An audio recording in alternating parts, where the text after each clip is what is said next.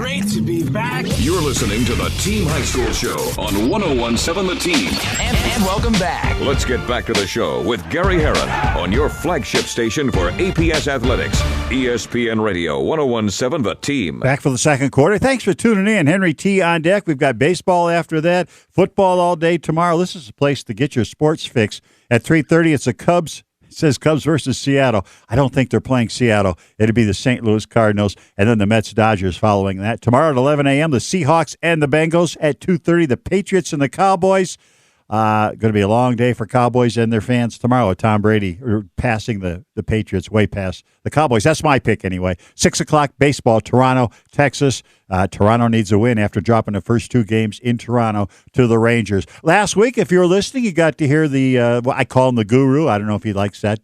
I know he's not. He's a modest guy, but Kyle Henderson said that be watching nmpreps.com or the Twitter feed because Cameron Miller from Las Cruces, the senior quarterback, and he's also a baseball player, plays the outfield for the Bulldogs, was going to commit or announce his commitment, and he verbally committed later in the day, and it was in the newspaper. Sure enough, he's going to be a Lobo. I'm surprised. James Leotis didn't get a chance to talk to Cameron Miller, but head coach Jim Miller said he thought his son wanted to get out of Las Cruces. Here's a quote. He doesn't want to follow my footsteps. He wants to get out on his own and make his own legacy, and maybe we'll hear more right now from Kyle Henderson. Good morning, Kyle. So you were dead on.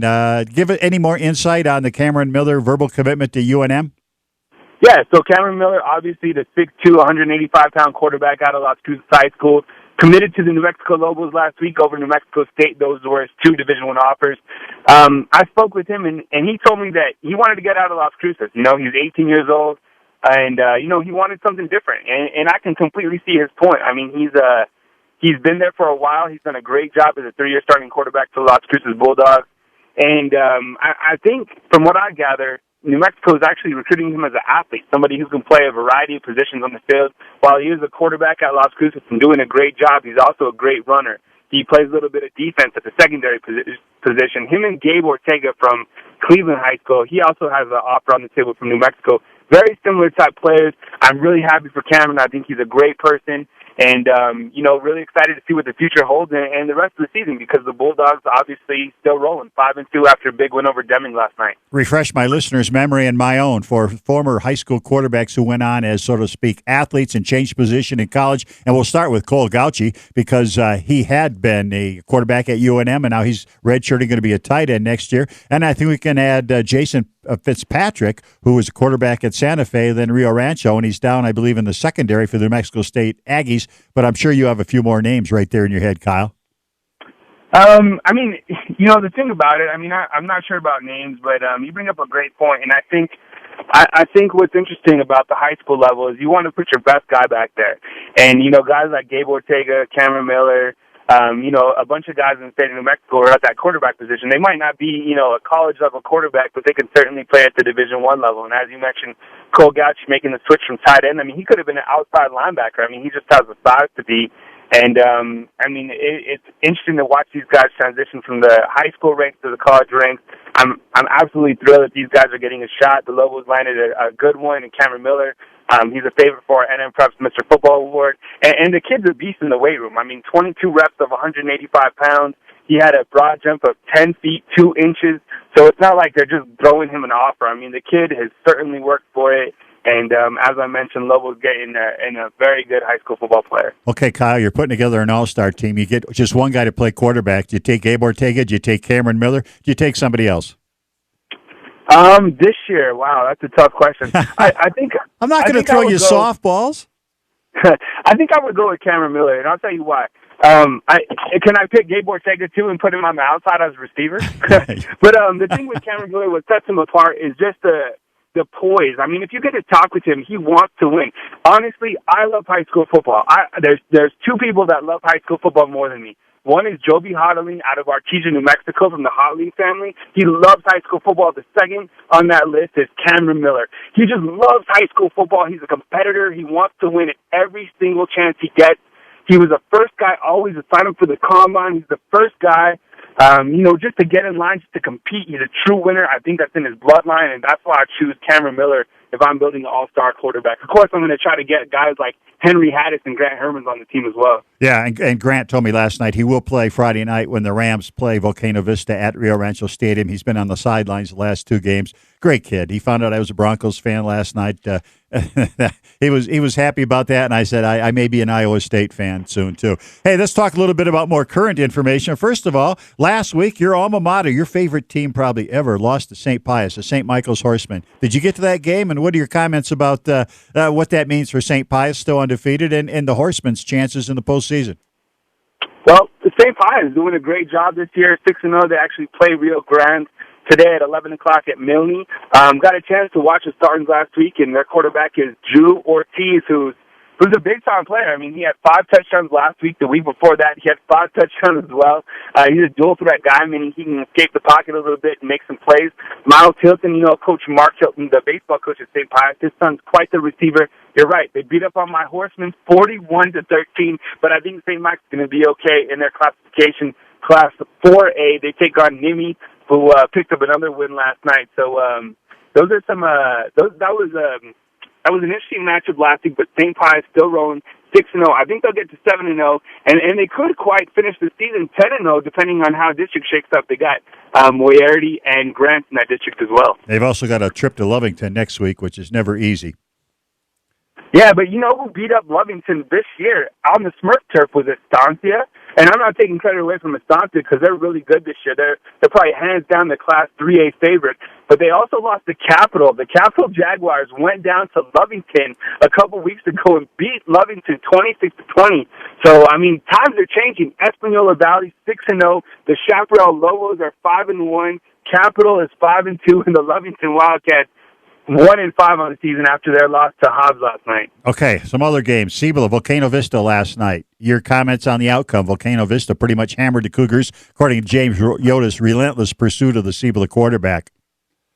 I figured that Volcano Vista would pull out the W. I think personnel-wise, they're a lot better. I mean, Volcano Vista, honestly, personnel-wise, probably has some of the best, some of the most loaded roster in the state of New Mexico, honestly. I mean, this is a group that Chad Wallen's really been waiting for. Quarterback Josh Williams, who I feel is one of the top 5 quarterbacks in the state of New Mexico, had 2 touchdowns last night. They took it to the Cougars, but I think Coach Rod Williams is doing a fantastic job. I mean, that's not the deepest talent pool at Cibola right now, but he's still doing a good job. Quarterback Gannon Chavez has done a great job this year, along with a receiver by the name of Christian Winters. I read that Cazion Martin didn't play last night the entire game. I still would take Volcano Vista. I think them and Rio Rancho is going to be a great showdown, probably one of the better matchups those two teams have had in the last couple of years. I think that game is next week, right? Yeah, Friday night at Rio Rancho Stadium. Now, is there a chance that you can get 4 teams out of District 1 in the 12-team field? Yeah, absolutely. I think Cleveland obviously going to be in there, probably the number 1 seed. I think Rio Rancho and Volcano Vista, just based off their body of work, especially the fact that Rio Rancho beat Clovis head-to-head, I think that was a really big playoff resume builder for them. And I think Volcano Vista's in. I think they just, them being ahead of Cibola right now in district. And I think the Cibola Cougars, they're going to be in. I mean, I think one win that certainly the NMA seeding criteria will look at is the fact that they beat Manzano head-to-head in overtime, and then Manzano just recently beat the Mayfield Trojans. Another question. Last night at the Bulldog Bowl, Artesia 34, Alamogordo 30. Your comments? What a game it was. I mean, Artesia is starting a sophomore quarterback by the name of Taylor Knoll. He's been in the last couple of weeks replacing Justin Hodling, who's out with a torn calf muscle. I hear he'll be back for the remaining district games, but he had 267 yards last night. Artesia actually led that game 14-0. Alamogordo comes out, takes a 16-14 lead. The two teams trade blows for a little bit. Alamogordo has a last-second shot for a Hail Mary, 1 second left from the 30-yard line. It's 34-30. They throw it up, intercepted in the end zone. That's how the game wins. Artesia now 6-1 on the season. Alamogordo dropping their first game of the year, going to 6-1. Still a dangerous team. They're going to start district play in a couple weeks. Alamogordo will take on Carlsbad October 23rd. Thursday night, a game locally. West Mesa 53, Valley 44. Wow. I would assume that the metro area player of the week is Marcos Gonzalez. I mean, threw for almost 200 yards, ran for almost 200 yards. West Mesa puts up 53 on Valley. I was pretty surprised by that score, to be honest, but I guess District 5-6A is anyone's to lose or anyone's to win. down in Las Cruces, the Mayfield Trojans, they trailed Oñate 17-0. They actually came back to win that game, 192 yards by Isaac Vance, the running back from Mayfield. Mayfield beat Oñate 31-24. Keeping their playoff hopes alive. I mean, that would be crazy if the Mayfield Trojans missed the playoffs, but some interesting games Thursday night, as you mentioned. Noah Schweitzer, Isaac Vance, couple of good running backs. Talk a little bit about Rio Rancho High School junior Josh Foley. Honestly, the Foley family, that's one of the first families that I met when I came back to start NMPreps.com way back in, 2005, 2006. And I've seen all their kids grow up. And I honestly feel that this current junior Josh is the best of the bunch. I know their uncle, I believe his name was Tim, played at Artesia and was one of the best and went on to play at Boise State, I think.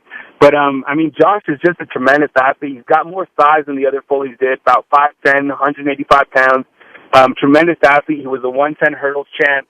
And on the football field, he's explosive. He's a guy who's probably a 4'4" guy, and I think he's a Division I guy here in the future. You get him the football, and he can do big things. And I've also been impressed with, Stephen Bailey at quarterback position, taking over for Easton. And, there's several linemen who have stepped up. And while Cleveland is getting all the notoriety this year, I think Rio Rancho is still dangerous. That junior roster that they have, especially some of the guys on, Elijah Goodwin, Trey Parnell, Vinny Palmieri, I think he might be a senior. But that group at Rio Rancho is still very dangerous. Those guys could definitely make a Final Four run. Yeah, thanks for the comments. And by the way, Josh Foley, 3 touchdowns last night, played just the first quarter, as did Stephen Bailey. Rams used 4 quarterbacks in that 51-0 rout at Santa Fe. Foley now has 18 touchdowns on the season. We'll talk to you next Saturday. That's Kyle Henderson from NMPreps.com. He's got all those numbers in his head. He's not reading from a script. Thanks, Kyle. Have a good weekend. And we're back after this timeout.